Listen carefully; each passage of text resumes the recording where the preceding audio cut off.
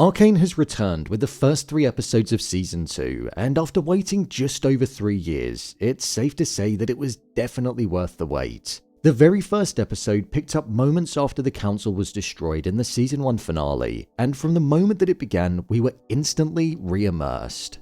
Division is just as strong as it was before. In fact, it's even worse. But the parallels are starting to occur between the topside and the undercity, which is showing that Wrath is meeting Wrath, and the moral line that they tread is starting to become blurry. With an ending that teased us of the beast that looks set to make an appearance, and the abuse of Hextech looking like it's finally going to cause some repercussions due to the wild runes. Let's jump into the video and discuss the first 3 episodes of the show. Here is Arcane Season 2, Episodes 1, 2 and 3, Ending Explained. Just to let you know, this video will contain spoilers. What's going on with Viktor? During these first 3 episodes, we saw that Viktor was pretty much in a comatose state, and the only reason he was being kept alive was because he was connected to the Hex Core.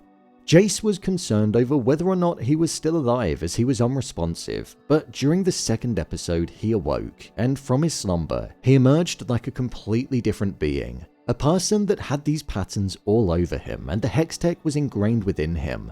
This was something that you could tell he was bittersweet over. Skye was killed by the Hex Core, and you could sense that he hated the fact that the very thing that caused her death was giving him life and allowed him to keep on living. We saw that he no longer wanted to be within the lab, and he took himself away from Jace. As he was wandering the Undercity, he kept hearing Skye's voice. I imagine this was the case because the very thing that killed her was now a part of him, so there was almost like an element of communication that could occur between the both of them. As he was walking, some thieves approached him, and when Viktor touched one of them on the head, he pretty much healed him of the issues that he had. Meaning that Viktor had kind of become this messiah-type figure that was able to perform miracles on those in need. Within the Bible, it was said how Jesus was able to heal the sick, and that is the very thing that we saw Viktor doing.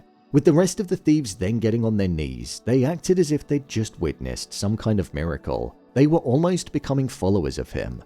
Viktor is now an extremely powerful individual. He pretty much has Hextech running through his veins and is able to emit power by the sheer touch. So he's definitely going to be a force to be reckoned with in the upcoming season. During the end of episode 3, we saw that when Jace and Echo saw what they believed was a wild rune and were going to touch it, it was sending all of the Hextech weapons into a frenzy and was causing them to play up. I wonder if Viktor underwent any kind of issues whilst that was happening, as if it's running through him, then it could have also impacted him too. Vi, Jinx and Caitlyn. Jinx is a wanted criminal following what she did at the end of Season 1, and with Silco no longer being around, we saw that she was mourning the very person that she viewed as a father. With Silco out of the picture now, the people of the Undercity were scrounging around and looking to ascend the position that Silco had, but it showed that there was no sense of unity that could be formed there.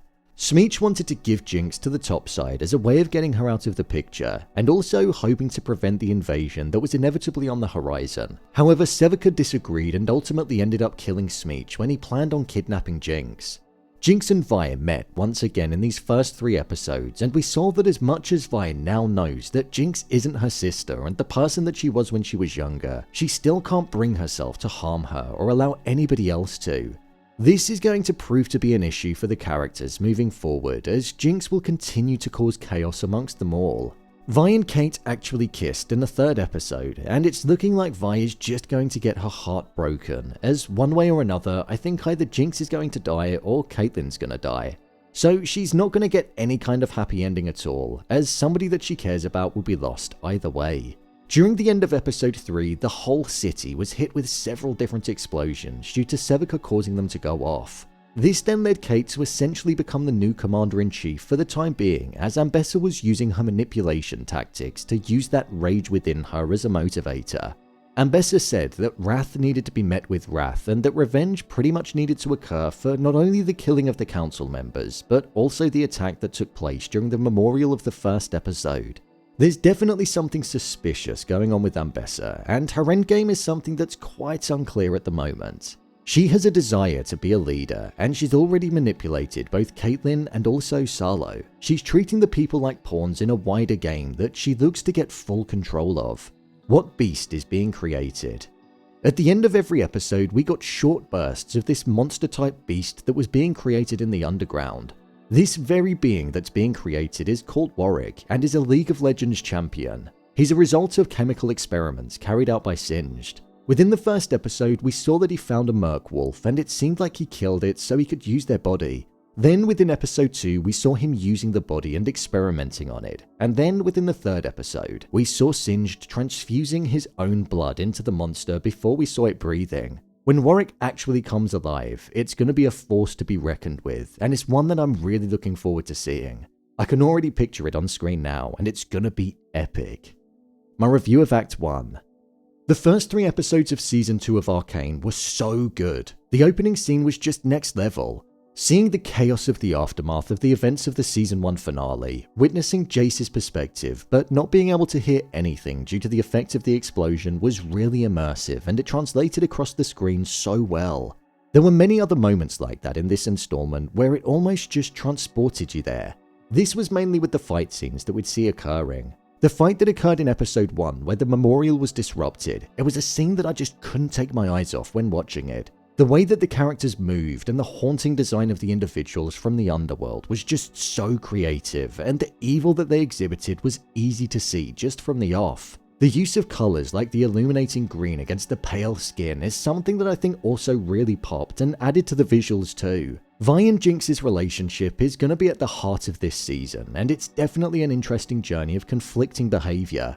They both hate each other, but you can see that there's still love that's there, even though Vi doesn't see her sister inside of her anymore. Kate's arc is one that's going to be heavily connected to this, and the trauma that she's holding on to and the grief that she has is so easy to feel when watching her behaviour.